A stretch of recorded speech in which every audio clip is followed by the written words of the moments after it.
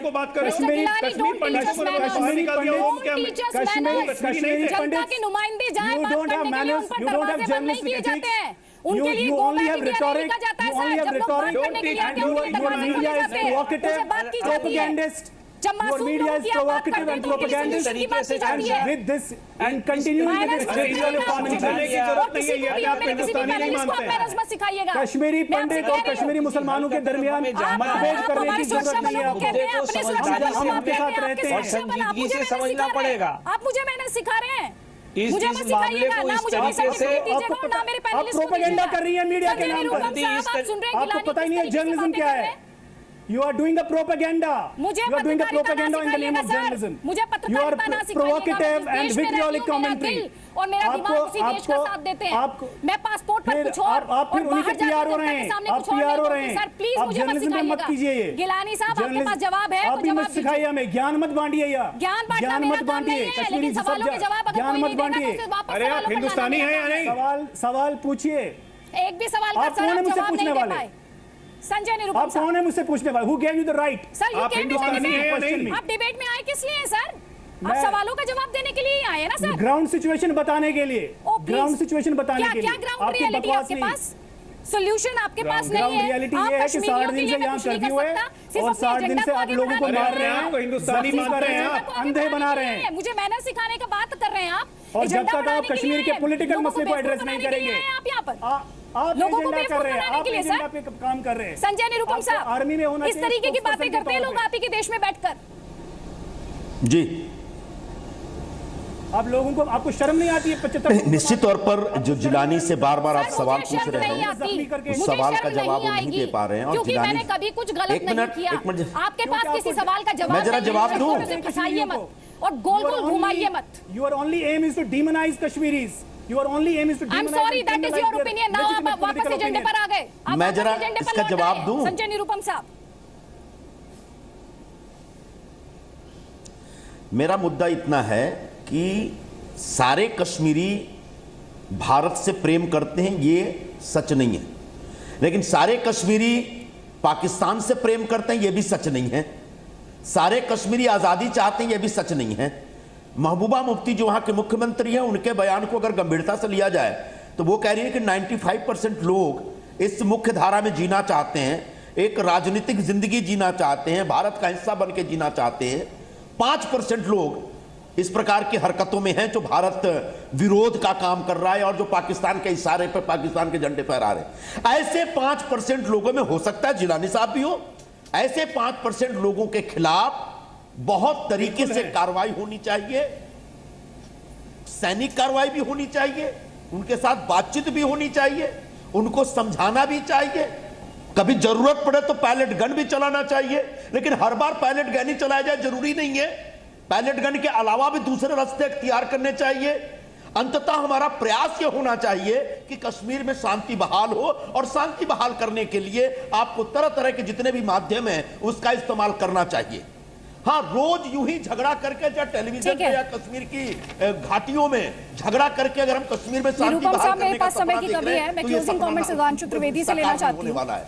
मुद्दा सुधांशु सिर्फ इतना त्रिवेदी। है कि कैसे वहां पे एक शांति बहाल हो, इस दिशा में सभी पार्टियों को कॉन्फिडेंस में लेकर सरकार को एक कामयाब रास्ता ढूंढना चाहिए। ठीक है सर। सुधांशु त्रिवेदी साहब, गिलानी साहब ने क्या बोला वो आपने सुना, और कमी नहीं है जो भारत की खाते हैं लेकिन गाते पाकिस्तान की। इलाज क्या है इनका? जाते जाते संक्षेप में। 7 बजे फोन लेना मुझे। देखिए, काफी हम लोग गर्मा गर्म बहस कर चुके हैं। मैं जाते हुए सिर्फ 2 पंक्तियां कहना चाहूंगा कि ये जो अलगाववादी नेता हैं, ये खुद तो दौलत कमा रहे हैं और देश विदेश में जाके आराम फरमा रहे हैं, और ये बच्चों को जो पत्थर फेंकवा रहे हैं, सोल्यूशन पत्थर फेंकवाने से भी नहीं आने वाला। एक लाइन में कहूंगा कि इन नेताओं के लिए तो ये है कि ये नेमतें खाते रहे दौलत के दस्तरख्वान पर, मेवे मिठाई दूध घी हलवा और तुरशी और शक्कर।